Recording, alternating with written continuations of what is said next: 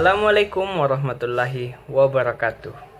Perkenalkan, nama saya Ahmad Nugraha dari kelas Nautika 4A. Pada kesempatan kali ini akan memaparkan materi tentang teks dan hypertext. Ya, kita mulai saja pada section pertama, yaitu teks. Apa itu teks? Teks atau sering dikenal sebagai tulisan sudah dikenal sejak zaman dahulu. Sejarah dapat diketahui banyak dari tulisan para ahli. Selain peninggalan benda bersejarah sejak dahulu, teks banyak digunakan dalam tulisan artikel, buku, ataupun majalah. Selain dalam menyampaikan informasi, juga untuk memasarkan produk serta mempunyai pengaruh besar dalam hidup seseorang. Teks adalah data yang terdiri dari karakter-karakter yang menyatakan kata-kata atau lambang untuk berkomunikasi oleh manusia dalam bentuk tulisan. Di dalam sistem multimedia, produk multimedia bergantung pada teks untuk banyak hal, antara lain yang pertama untuk menjelaskan bagaimana cara kerja sebuah aplikasi. Yang kedua, untuk memandu user dalam menjelajahi sebuah aplikasi. Yang ketiga, menyampaikan informasi yang dirancang aplikasi. Ya, yang pertama itu selanjutnya adalah teks teknologi. Teks teknologi adalah jurnal elektrik bagi akademisi dan profesional di seluruh dunia. Menyediakan artikel dalam menggunakan komputer untuk memperoleh, menganalisis, membuat atau mengedit atau menerjemahkan teks. Contoh dari teks teknologi yaitu typeface. Typeface adalah salah satu dari satu atau lebih font dalam satu atau lebih ukuran, dirancang dengan gaya persatuan masing-masing terdiri dari terkoordinasi set glyphs. Typeface adalah sekelompok karakter grafik yang mempunyai beberapa ukuran dan style.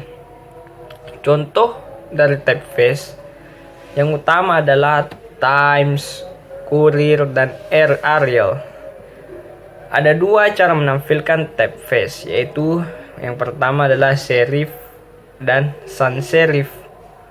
Serif font umumnya mempunyai tampilan dengan lebih dekoratif pada tepi huruf. Biasanya digunakan dalam penulisan isi dalam pembuatan artikel. Contoh typeface yang termasuk dalam serif font ini adalah Times News Roman dan Century. Sedangkan sans serif mempunyai tampilan standar dan umumnya digunakan dalam penulisan judul atau heading sebuah artikel untuk menarik perhatian pembaca. Yang kedua itu font. Font menunjuk sebuah anggota spesifik dari tipe keluarga seperti Roman, boldface, atau italic type. Sementara typeface menunjuk pada penampilan visual yang konsisten atau gaya yang menjadi keluarga atau terkait set dari font. Font adalah kumpulan karakter yang mempunyai ukuran atau style tertentu. Kadang-kadang juga bisa berupa underline, tergantung pada aplikasi software yang digunakan. Ukuran font biasanya menggunakan ukuran point. Satu point terdiri dari 0,0138 atau 1/72 inci. Satu font dapat terdiri dari beberapa jenis point. Font dapat dibenarkan menjadi dua bentuk, yaitu monospace fonts dan proportional fonts. Monospaced font adalah font yang mempunyai ukuran lebar yang sama pada setiap karakter. Contohnya, font yang dihasilkan oleh mesin ketik. Sedangkan proportional fonts menampilkan lebar dari setiap karakter sesuai bentuk ukurannya. Selanjutnya itu C. Teks pada multimedia. Yang pertama contohnya langkah-langkahnya itu mendesain teks. Yang kedua, manfaat teks dalam multimedia. Banyak manfaat yang didapat dari penggunaan teks dalam multimedia, yaitu yang pertama Yang pertama, judul dan headlines. Teks digunakan pada judul atau heading untuk menjelaskan apa saja informasi yang disampaikan. Yang kedua, menu. Teks dalam menu untuk mengarahkan pengguna menuju bagian yang diinginkan. Yang ketiga, navigasi. Dalam navigasi, teks digunakan untuk menjelaskan pada pengguna bagaimana menuju tempat yang diinginkan. Yang keempat, konten. Pada saat sudah mencapai bagian yang diinginkan, pengguna dapat mengetahui apa yang ada pada bagian tersebut, misal pada bagian isi dari sebuah website. Selanjutnya, penggunaan elemen teks pada multimedia. Yang pertama, A, menu dan navigasi. Yang B, button dan berinteraksi. Yang bagian C, bagian yang dibaca. D, HTML, dokumen, dan simbol dan icon.